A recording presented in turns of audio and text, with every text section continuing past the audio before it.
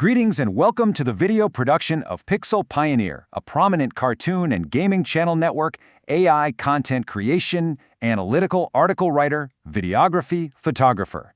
It possesses dynamic quality for writing good articles and standalone, data-driven decision maker from the original sources of novels, books, historic documentary.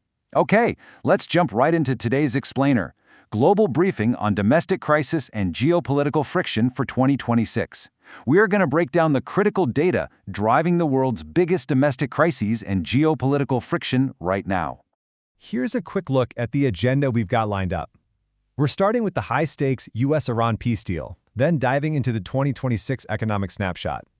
After that, we'll look at the abrupt crackdown on AI exports, the massive World Cup kickoff, and wrap up with some fascinating emerging global wellness trends.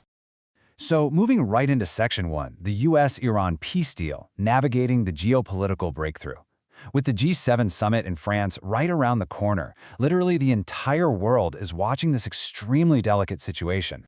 Let's look at the proposed timeline that's actually on the table right now. It all starts on day one with the proposed signing of a Memorandum of Understanding. And the immediate impact? Reopening the Strait of Hormuz to global shipping, which is huge. From there, we'd enter a 60-day ceasefire window. During that exact 60-day window is when the heavy lifting happens. Technical negotiations on dismantling Iran's nuclear program. But, there's a really stark contrast depending on who you're listening to here.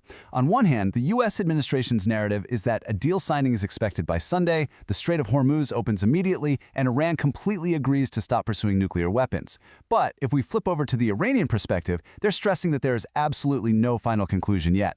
They mention a remote signing might happen in the coming days, but, crucial point here, they fully intend to fiercely negotiate to retain their uranium enrichment capabilities. So yeah, two very different stories. All right, shifting gears to Section 2, the 2026 economic snapshot, looking at inflation and interest rates. Because as we all know, what happens globally, especially in the Strait of Hormuz, hits us right in our wallets. 4.2%. That is the defining economic metric you need to know right now.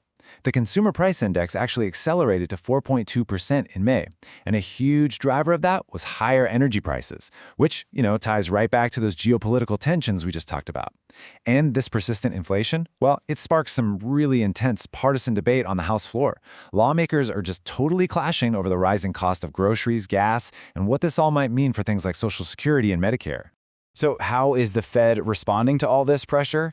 Well, they've basically pressed pause. After all the rate cuts in previous years, they've been holding the effective federal funds rate completely steady at 3.50 to 3.75% through the first half of 2026. They're just cautiously sitting back, assessing these persistent inflation pressures and watching climbing mortgage rates, which, by the way, have crept right back up to around 6.5%.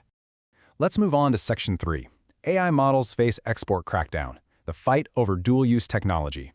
This is where national security is literally colliding head-on with Silicon Valley.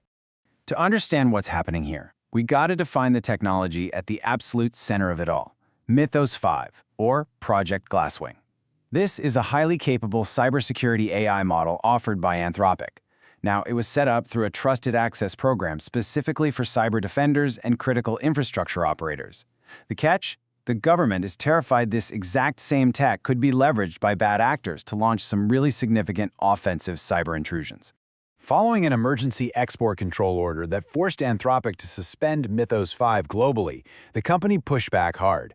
They stated, "We have reviewed a report that we believe is the basis of the government's directive and validated that the level of capability displayed there is widely available from other models and is used every day by the defenders who keep systems safe." Basically, they're saying this so-called jailbreak capability that freaked out the Commerce Department is just a standard tool. But, as you'd guess, the government sees this entirely differently. Department of Defense Chief Information Officer Kirsten Davies didn't mince words. She said, "Some things are simply more important than revenue cycles, clickbait, and pre-IPO valuation.